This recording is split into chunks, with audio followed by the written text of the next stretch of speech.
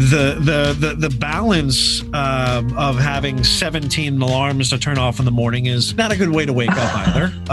Wake up angrily. It's a bit of a shock. You could say that. I try to have something gentle on as an alarm, but then when you have people put this, I used to do that. You put music on, like, let me put the loudest thing on that I can find. Let me put the volume up to 10, and then you're just sleeping and everything is great. And you're like, oh my God. Podcast time, everybody. Mik Tek Studios.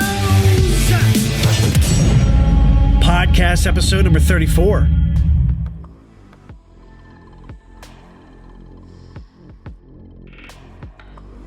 All right, everybody. Thank you for tuning in to the next episode of the Mik Tek Studios podcast. Today we're going to go in a little bit of a different direction. This is an interesting guest that we have with our topic is going to be Sleep Like a Boss, Healthy Sleep Success for Insomniacs. Our guest today is actually a sleep coach, Lauren Duffell. Lauren, thank you for tuning in as well, stopping by and having a chat with us today. Thank you, Michael. I really appreciate being on your podcast and addressing your audience. Sleep is something that is so important, and many people don't prioritize it in our modern, busy, productive lifestyle. So it's my honor to be like the Lorax of sleep. The Lorax. Yeah. I feel sorry for that guy. Well, I love him. Yeah, right? Yeah, he did not get enough love. He should have gotten a sequel. I feel that this is important because, again, a lot of the people that listen, it's creative content, business, marketing, just professional things. But being a professional myself, I know a majority of my life, I have found it really difficult to achieve a proper, can't even speak. Look at that. I can't sleep, can't speak.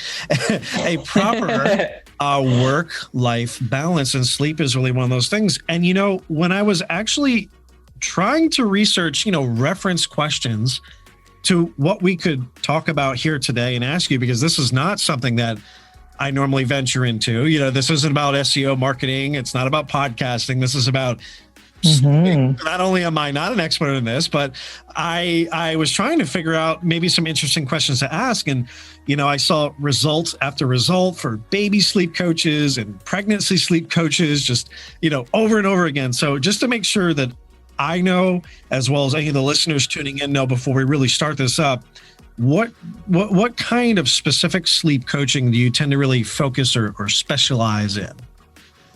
My focus is on adults. I don't focus so much on children. As you mentioned, there's a pretty big niche of women who focus on helping babies and children with their sleep. But adults need to prioritize their sleep as well. And that's something that we're not taught throughout our lives. Maybe in high school, you had home ec, you have gym class to get you some exercise. Nobody teaches you about sleep, and sleep is as important, sometimes more important than your exercise and your eating. Or the three of those things are the three most important things, and sleep really gets left behind. So I focus on adults who are chronically fatigued and who are either having chronic sleeping problems or on and off sleeping problems. And this will be snowballing and having an effect on their professional and personal life. So we take a holistic approach, and that's the person who I'm helping most with my program. It's basically the version of myself from the past, because when I was going through insomnia in my 20s, I went through 5 years of insomnia. I can tell you it was horrible. And I spent 5 years looking for the kind of help that I'm offering today. I really, really had a hard time finding a comprehensive source of help. I did Of course, I went to my doctor. I had a naturopathic doctor. I went to a Chinese medicine practitioner, a massage therapist. I did cognitive behavioral therapy. And what I found all of those pieces were important, but none of them looked at all parts of my life. So my goal is to bring all of those things together and give someone a really, really comprehensive support to helping them get through their sleep problems. Because it also won't be exactly the same for every person, because all of our lives are different. And yeah, there's room for that in my program. It's part structure, part individualized. Interesting. Well, I can tell that this is going to be an interesting interview, because we're going to have to jump all over the place here. I had somewhat of a schedule here of questions, but we can let's piggyback off of the adults with insomniacs factor. So it really does split and curtail into a couple of questions that I have. So we're gonna have to fragment them here and there. Mm-hmm. When you are speaking with adults that are having just difficult sleeping problems, and again, I want to kind of focus and prioritize, professionals and those that are really have those heavy workloads. Do you have a lot of experience with, I don't want to say CEOs, because it doesn't necessarily have to be that, but folks that are just really hard, grinding on their industry? Are there specific industries that you see more sleep deficits or fatigue in, that are like at unhealthy levels, that you keep seeing this same result again and again and again, this specific industry or this type of level of management or professional that just seems to be burned out from not or inadequate sleep practices? Yeah, I would say in general, jobs that are never ending, like a 24-hour type of job. For instance, I used to work in a hotel. Hotel is always there. Yes, you work in specific hours, sort of, but if you manage the hotel, someone might need to ask you something at any moment. I work with quite a few people in marketing and SEO management, social media management. Their jobs are similar to my old hotel job in that it feels like it's all the time. It can be all the time. Right. Those types of jobs where you can make your own hours as well. So then people often give themselves work to do at night. So I see that impacting people's sleep. I could say high stress job, but it also really depends on how the person manages their own stress. So if someone's not very good at managing their own stress, or they haven't developed stress management that's working for them, then their job will feel more stressful, regardless of what the actual job is. An insomniac, you can say, is often someone who is a little bit more anxious, someone who tends to have more anxiety. So that person, it might not be the job itself, but maybe the social interactions that go with it might also add to that person's stress. And I don't like saying that stress gives you bad sleep, because that's not always true, in fact. But being chronically stressed is something that can make us feel chronically tired, and feeling chronically tired makes us make different decisions about what we're going to do with our day. And some of those decisions are what have a large impact on our sleep. I think it also has a large impact on our personality and like you had touched on, as far as for decision making. If I'm hungry, I'm probably going to respond to you a lot differently than if I'm not hungry. Right. People like to have Snickers on a holster, sometimes if they know I haven't had lunch. And if you're tired, you're more likely to be hungry, and you're more likely to have cravings if you didn't have adequate sleep. So those two things tie together very closely. Oh, see, that's a bad mix. And then add a little bit of 24-hour, workloads that we're talking about here, and it gets even worse. It's funny because that reminds me of, I had I had a job with a home services company several years ago, and I was very happy to be with that company initially. And as it progressed, there was a high workload, but I didn't feel like personally that it was something that I couldn't handle. You just know, hey, this is a heavy workload, but there was the support emotionally, professionally, and you had the respect that was, necessary in order to be able to do your job. And slowly but surely, it ended up becoming we talked about maintaining that work-life balance earlier. Long story short, we're dealing with offshore developers that, I'm always quoted as saying my 10 o'clock at night was their 8 o'clock in the morning. So not only that, we were providing roughly almost a 24-hour service, a very late night or early service calls. So you got techs and addicts trying to take readings. Website isn't working. They're calling you. You're in the middle, you're deep into something else. You're trying to have dinner. You're sleeping. Maybe you get back finally. It's 8 o'clock. You're passing out, and there is no work-life balance. There wasn't a healthy amount of sleep, and it was always a very short fused. It just didn't. It seemed like everything was constantly broken, and when you have those lines of diminishing returns, lack of sleep, constant work, that workflow and work requirements dramatically increase, it's not a good combination. You actually can't sleep well because that, hey, I got to go do something else. Your mind needs to have that sort of relax. And I know I've talked with many, entrepreneurs. They're always about the hustle. I'll sleep when I'm dead, and all that type of But that's what happens. You work yourself very close to the bone, and I really think that they should rephrase that, because it is very much working yourself close to death. Because if you don't listen to the needs of your body the same way with breathing, liquids, oxygen, food, pain, sleep deprivation is a very real thing. And I know, with some of your content, I was able to take a look at as well. You not only do you eat, sleep, and breathe that, no pun intended, but now it kind of is.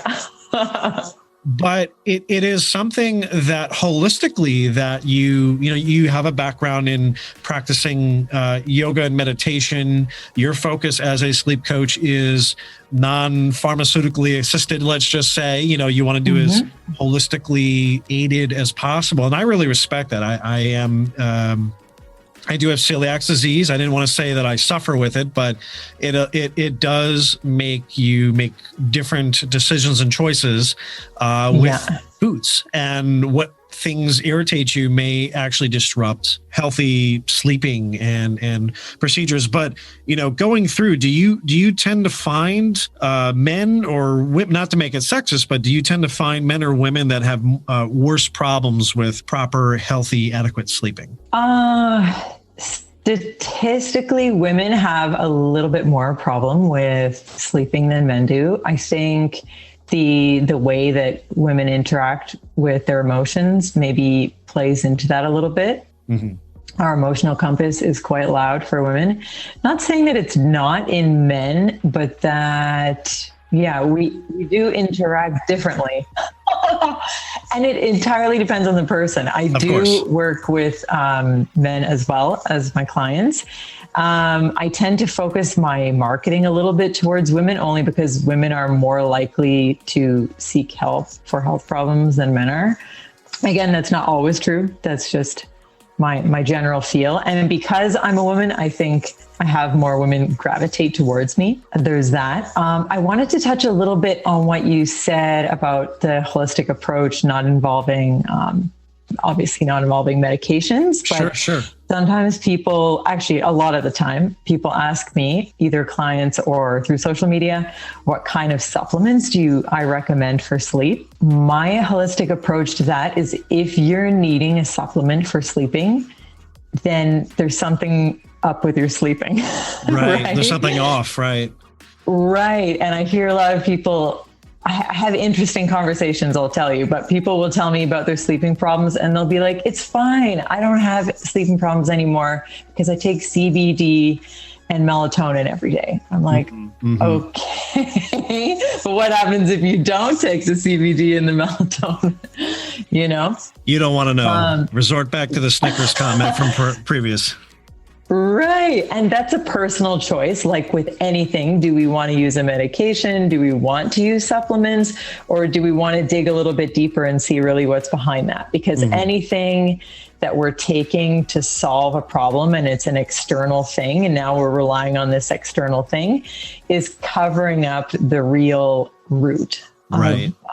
And for me, sleeping, it's a symptom. It's not, sleeping itself is not a problem. If you're having problems sleeping, it's a sign of something else. It's just a sign that there is something off in your life. And sometimes it's obvious. You can see what thing is off in your life, and sometimes it's not. And it's always going to be more than one thing, to be honest, because by the time your sleep is affected, you know, it's like the straw that broke the camel's back. So there will be definitely more than one thing. So yeah, that's where it gets fun and interesting. And,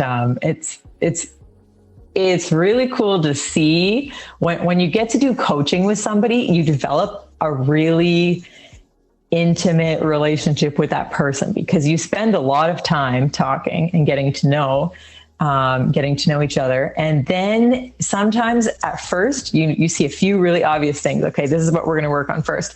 And then as you get to know each other better and you see patterns of things coming up, and there's a little bit more honesty that comes through and more relaxation in the sessions, then once you're through the superficial sleep things, like some of the, healthy sleep habits, we call our sleep hygiene, we work on those initially because I can see right away which sleep hygiene habits are off in someone's life. And then we get to like, what's really happening here? Once you get through all of that, through the superficial stuff, and you get to a place where you can be more honest in the sessions, then you see what's really, really happening. Because when we're asleep, our conscious mind is asleep with us and our subconscious mind is awake and active.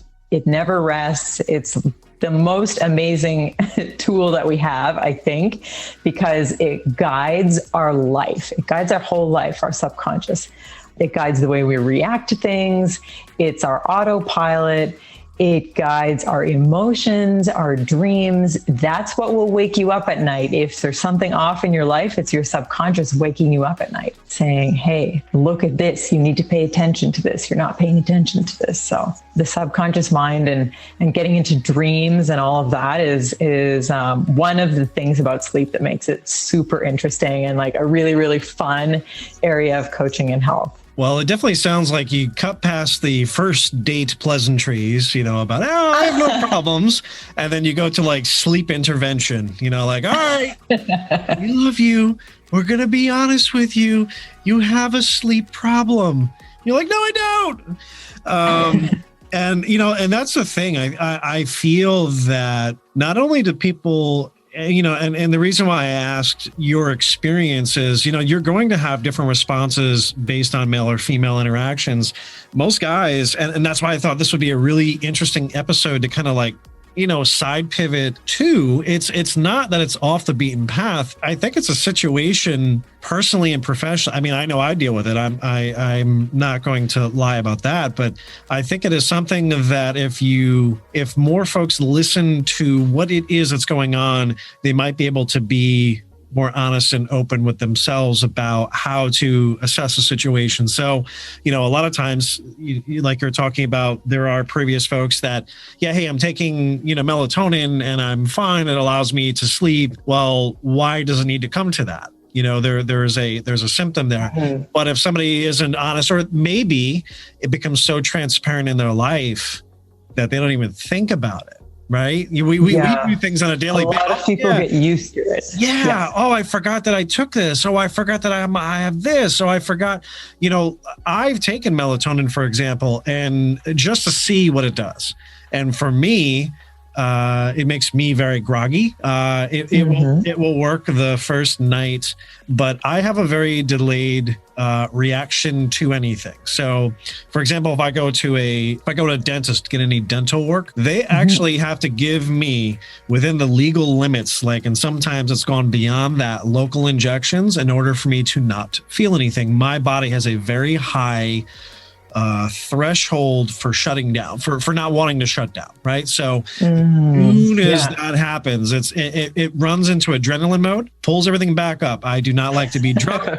I do not. It's very much, anybody, they know I'm like, Wolverine or the Hulk. It is very much your body's immediate response. Something's going on, in the same manner that if I have been overtired, there have been many times where I've worked full time overnight, doing contract freelance work that has me full during the day. There is a lack of sleep. And that same feeling is the same feeling that you get if you are intoxicated. Yeah. And my body knows how to deal with if I haven't, let's say, I haven't drank in a while, but let's say that I had the levels of intoxication that would equal that exhaustion. My body would know how to deal with it. It goes, no, this is chemical. This is something that's induced. You've had the proper amount of sleep. You are during daytime hours, or, it's before 10 o'clock at night. You know how to deal with this. Keep going. And it's not because you're drunk and you go, oh, I can figure it out. It's literally because your body, I've abused it for years and years and years of not sleeping adequately, willingly or unwillingly. It kind of knows how to trudge along. So there have been times where, driving I haven't, again, drinking and driving, that's not what I'm talking about, but being compromised to the point of proper, adequate, healthy sleeping and been able to still power through. But there's a cost to that. Yeah, there is a compromising. So, right.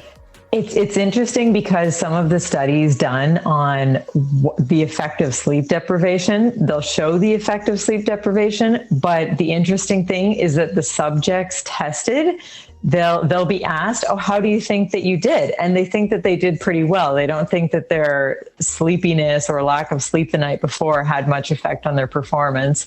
And then when you show the results of the test, you can see that there is definitely a difference in performance between the group who got 8 hours of sleep for 5 nights in a row and the group who got 5 or 6 hours of sleep for 8 nights in a row. And then there might be a third group in some studies who slept fine for 4 nights. And then one night before the test, they stayed awake the whole night. It actually showed that the people who pulled an all-nighter, often studies show that the people who pull an all-nighter perform just as poorly as the people who slept 5 or 6 hours a night over a period of time. So if you're really cutting your sleep during your work week. So typically that would be your 5 days a week where you're like, okay, I'm really busy. And maybe you have kids and other obligations. You've got a really busy schedule lined up for the day. So you get up really early or you go to bed really late and you're on purpose cutting the sleep. Then by the end of the week, you're as incapacitated as if you skipped a whole night of sleep. Right. Yeah. And then we try to catch up with our sleep on the weekends, but there is not really any way that your body can recuperate all the sleep that you lost. It can recuperate a little bit, but it won't. Things that you can't recuperate are the emotional processing from the previous days, any memories that might not have been stored properly in those days.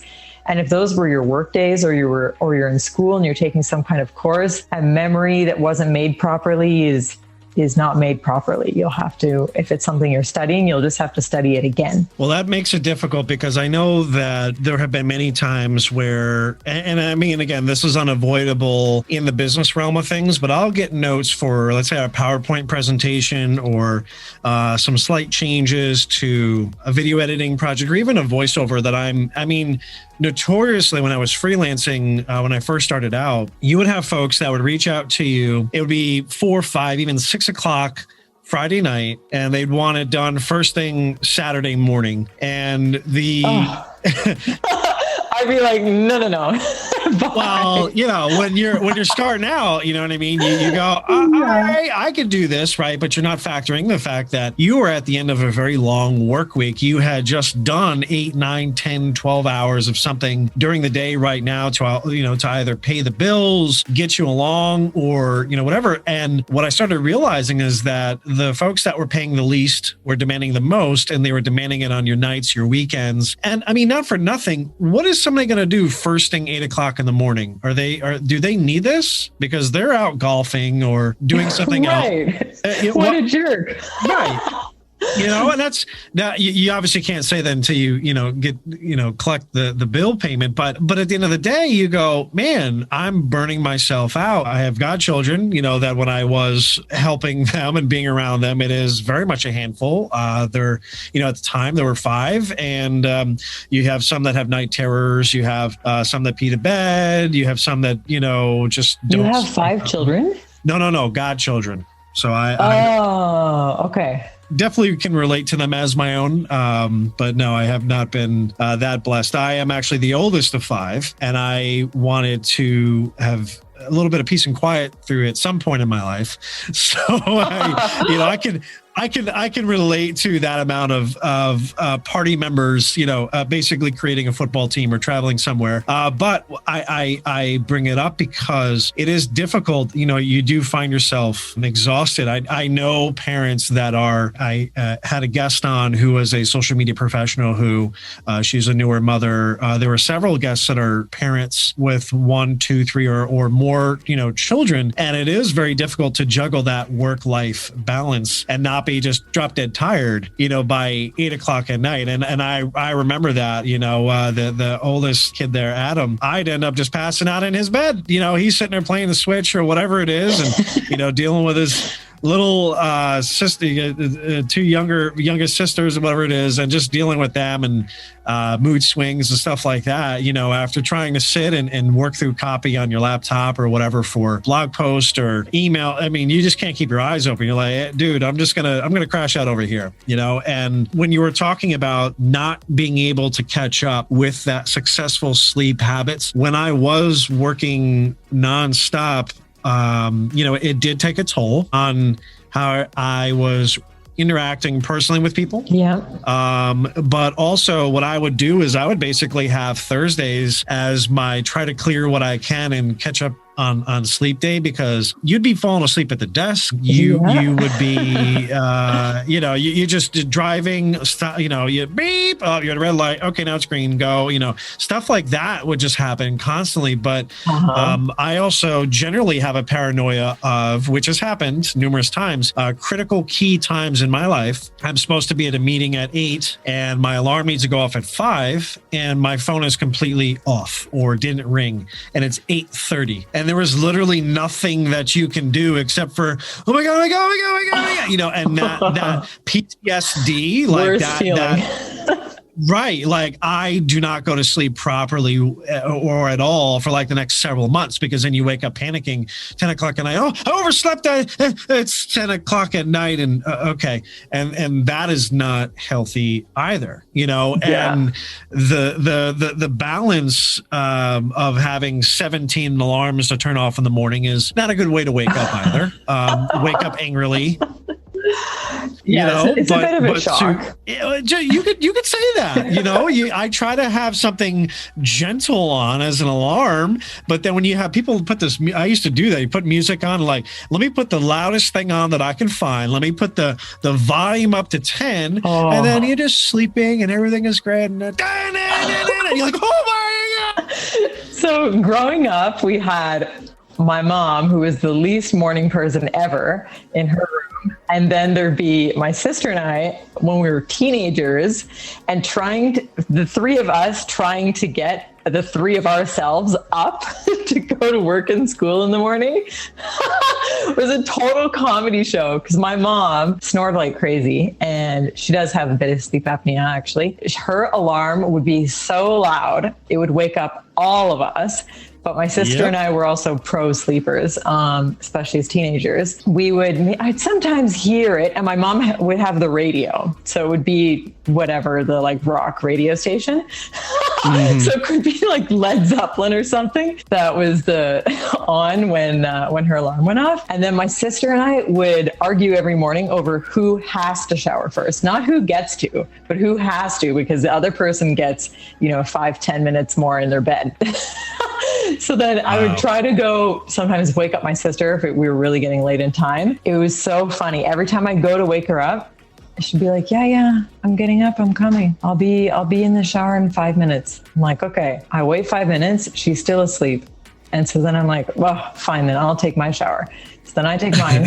And then after, she's like, oh, you jerk, why didn't you wake me up? I'm like, I did wake you up. And you even spoke to me with words. And that's the really cool thing about sleep. So when we're sleeping, like I mentioned, our conscious mind is asleep with us and our subconscious mind is not.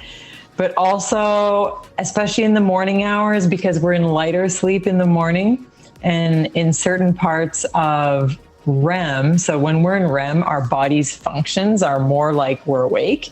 So our temperature and our heartbeat and our brain waves is much more like awake. And if it's especially coming towards the morning hours, you would naturally wake up. If you're naturally waking up, if you're not waking up to an alarm, then you're waking up in a dream, and you have thoughts as you're waking up. You might be aware of your dream. If you're waking up naturally, you're more likely to be aware of your dream. But you'll see that someone, when they're starting to wake up, you can talk to them and they'll respond to you, but they might be awake and they might not be awake.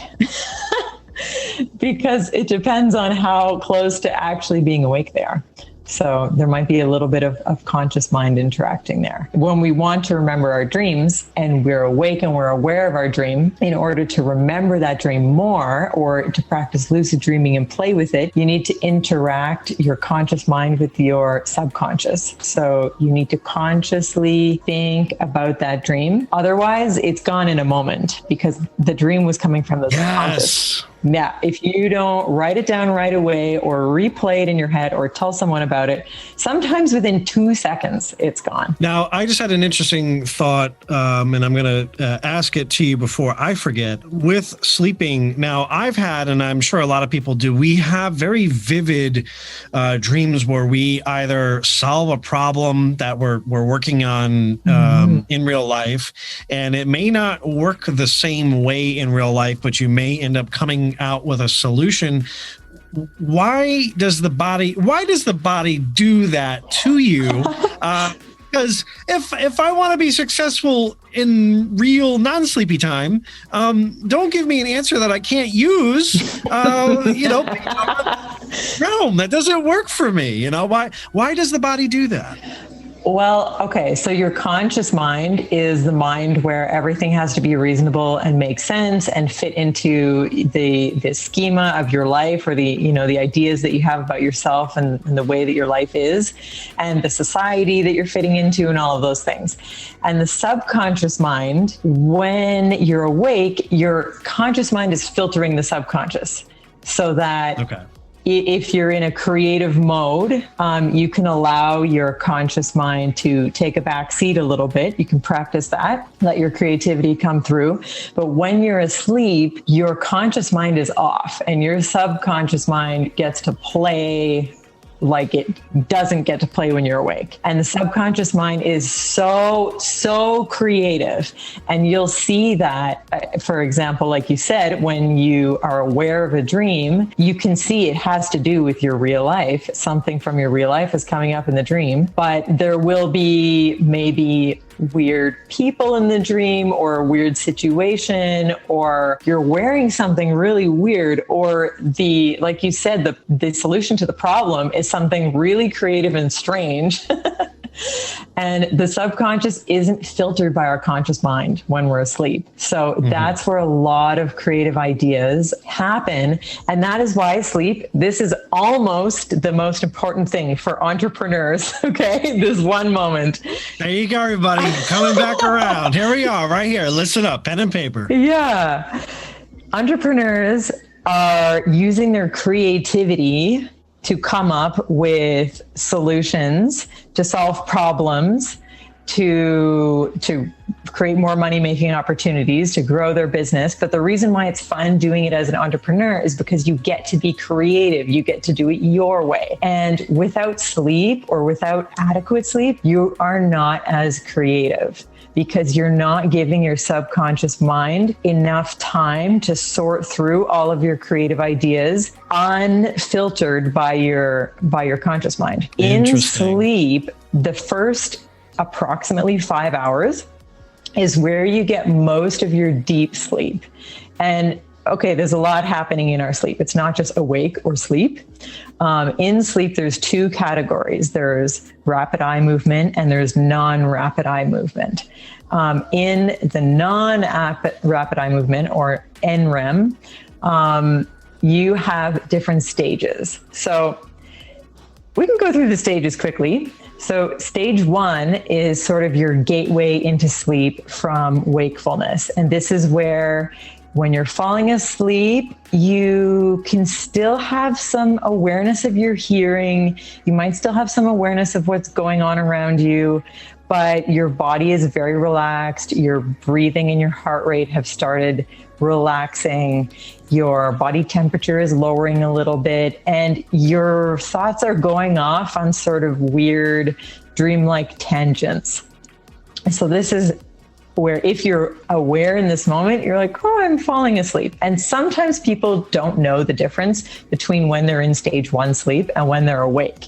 And a cool kind of trick to play with is, if you sit up and you're sleepy, and you sit up, and either you can just do nothing and relax, or you can occupy your mind a little bit and do a body scan, paying attention to all different parts of the body until you start to fall asleep, but you're sitting up.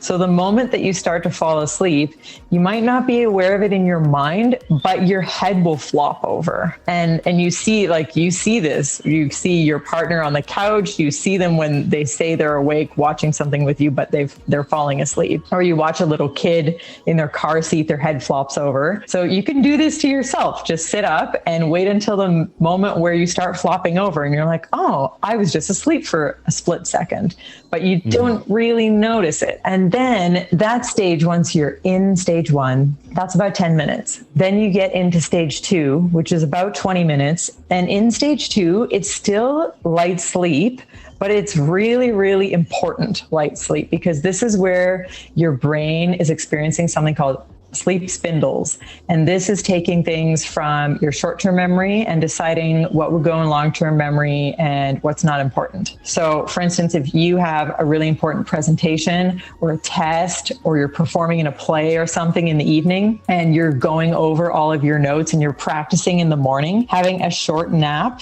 25 minutes or less, just so you can get some stage 2 sleep, will help solidify some of that important information into your memory. Yes, but you don't want to sleep for more than 25 minutes, because then you risk getting into deep sleep. And then if you wake up from a nap in deep sleep, you're going to feel pretty crappy and groggy and weak, and you're just going to want to keep sleeping. So don't do that to yourself. But what happens after lunch with the turkey sandwich I just ate? What options do I have? I'm going to end up in a food coma sleep. I mean, it's... Yeah, that's a whole topic. I'm just saying, not playing devil's advocate here, but also kind of sort of a little bit. Yeah. It's difficult, If I've worked with a company where you have lunch, a very light breakfast, and you have it late, one of your first breaks, and then lunchtime comes around, and you have yourself a somewhat, I don't want to say sizable meal, but a sandwich or something, and then you're like, I'm done for the rest of the day. I don't want to be. I'm not lazy, but very hard to keep this face away from this table right now. Yes. So that's natural. That's part of our circadian rhythm. We have naturally built into our circadian rhythm a dip in cortisol after lunch, and any cultures who have siesta built into their culture, that's when it is. Businesses will be closed from 1 until 4 or 1 until 5 or something like that, because people go home, they have a meal, they sleep, they get up again, and they continue with their day. Wait. Hold on. And this is a real business thing that people do? Yeah. So I'm in the wrong business. Hold on a second. I gotta check my visa. This is news to me. Okay, all right. So I am not wrong for feeling that way. No, it's a little bit it occurs less now in the modern lifestyle, but Spain still has a fairly active siesta culture. That's biphasic sleep, cultures who sleep twice per day. But every single human has this, where you get more tired after lunch. And there are ways around that. But if you want to have a nap, that's where the 25-minute nap restores you so much and you feel fresh after. You don't feel groggy. Not everyone is good at napping. I'm not good at it. If I feel tired and like I want a nap, I'll lie down, I'll be awake, and I will just relax. And actually, that feels great sometimes if I need it. When I was a teenager, I was a better napper, but that's just because when we're teenagers, we are in our sleep prime of our life. We're so good at it. We need so much of it. I'll continue a little bit on the sleep stages. So then once we're out of stage 2 sleep, if you were to sleep for longer than half an hour, you get into deep sleep. And this is where the body is repairing itself. Your brain is actually being washed by synovial fluid, removing any inflammation, removing any toxins that got into your brain during the day. Your body's producing human growth hormone, repairing tissue, growing new tissue. If you did a workout, your body's going to work to make your muscles bigger and stronger during this time in case you have to do another workout, right? Mm-hmm. And then you come back up through the stages. And then when you're in between sleep stages is where you experience REM. And this is where your body, your brain gets to be its super creative, unheld back version of itself. And this is where you're sorting out everything that happened during the day, especially if it was emotional. And this is where your brain is making a picture of your life, including what just happened in that past day, making sense of it. And this part of sleep, the lighter parts of sleep, are really, really, really, really important for emotional health, for memory, for creativity, for problem solving, conflict resolution. So when we're a busy entrepreneur and we're cutting our sleep short, what we're cutting off of the end of our sleep, because your sleep, no matter what time you sleep, it starts at the beginning. It won't start partway through your deep sleep, no matter when you fall asleep. So if you are not getting the length of sleep that your body needs, you are cutting your light sleep, the part that is most important for your creativity, problem solving, for your emotional intelligence, all of those really, really important qualities of a leader or of an entrepreneur. So cutting the last hour or two of your sleep, it won't be helpful for you during the day. Not at all. Interesting. Okay. So just to roll through the steps, can you just name the titles of each step again, just so that the folks listening can write that down and notate it? Yeah. So you first fall. So scientists are really creative with the names that they give things. So the first stage is stage 1. Then the second one is stage 2. Yeah. And then stage 3 and 4 are bundled into a stage that's just called deep sleep now. So 3 and 4 are deep sleep. Then you come back up into light sleep, into stage 2, maybe into stage 1, but probably into stage 2, then right into REM. That is your rapid eye movement. That's a part of sleep that's really different from stage 1 through 4. That is where you're dreaming very vividly. Your body's functions and chemistry are more like awake. Your heart rate is more like awake. Your temperature is more similar to awake. Your brain activity is more similar to awake. And because of that, your body produces something to paralyze your muscles. Otherwise, you would be acting out your sleep like crazy. No, I've done that. That's why I was curious as to the steps where that, I have found myself with movements during sleep are even if I am in, let's say you pull your back, you hurt your arm, whatever it is, in sleep, not only are you far more powerful with that response. Yeah. You punch or kick a pillow off the bed or, grab something, whatever it is very primitive. In force, like it's like the equivalent of like a gorilla that's using your body as like a meat suit, if you will, to perform the same activities that you normally struggle with during the day. Your body is a meat suit. Well, Well, I mean, it's not wrong. I mean, I know there's times where I'm like, okay, I can't get up and do whatever. And then literally it's like, no, I'll put this on. I'll show you how to do this. Wham! And it's like, whoa, okay. And I mean, you've had other things in your bed that go flying. Or if you fall asleep on the couch or, it's a very weird, and you immediately know when you do it. There was a couple of things that I wanted to touch on here. I don't think we're going to have enough time for this episode to do it, but that's, like I said, what the encore is, because we can dig into the meat and potatoes of things. But, it's interesting, the stages of importance where you can cut off and where it's really not beneficial for you at all, regardless as to where you are personally or professionally, and where you are able to regain those memories of things that you're studying for, whether it's a student getting ready for an exam or a speech that you've practiced or a PowerPoint or sales presentation. I know sometimes it's very muscle, like athletes, it's very much muscle memory, and the brain is no different, apparently, when it comes to things that you are studying for. And it's interesting just to hear it. I mean, I know that muscle memory is still the brain. Yeah. And I'd say a lot of that is the subconscious. So there's the phrase, practice makes perfect, but it's practice plus sleep that makes perfect. If you practice something over and over again and you don't sleep, there's a threshold. You're not going to get that much better.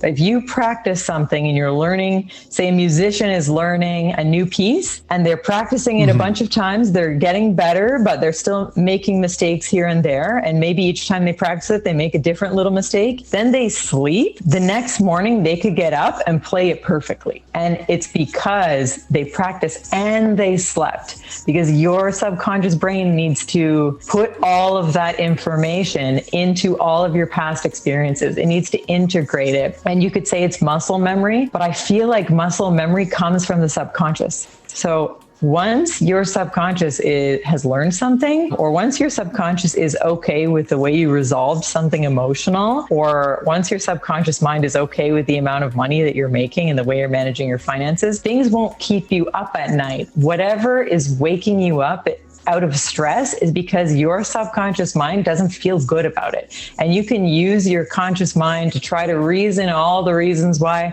it's fine. I don't need to open up that conversation again with that person. I don't need to do anything else to resolve that. I don't need to manage my finances better, or I don't need to make any changes. But if that thing is waking you up at night, you're going to have to change something. It's your subconscious mind telling you, hey, this is really important. Pay attention, pay attention.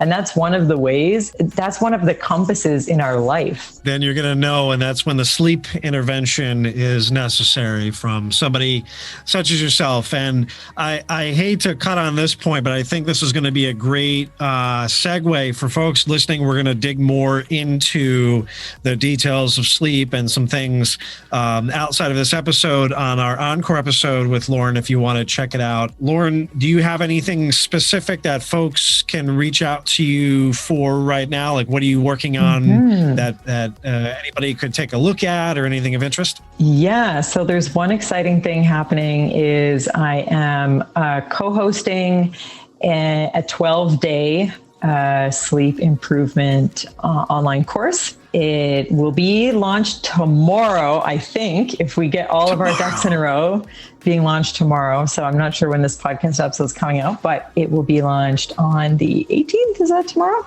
Today's maybe the 18th? Today is the 19th, yes. Yeah, See, November 19th. They all start to blur together. The most important thing is that the course starts on December 1st, and then it runs for 12 days. And it includes live sessions with question and answer, and then also a live relaxation experience. and then continued learning in a closed private Facebook group in between. It's going to be really, really reasonably priced. I can't tell you the exact price because we're launching it in the next day or so, but you can find the information about that on my Instagram or my website or my Facebook or my LinkedIn. My LinkedIn is under my name, Lauren Duffell, and everything else is under Coaching for Insomniacs with an S at the end. So my IG and Facebook are at Coaching for Insomniacs. Website is coachingforinsomniacs.com. Well, you killed half of my exit here, but I'll outro you anyway. I'm such a nerd. I know. This is great. I love a great study. You can reach out to Lauren wherever you check your email or social media.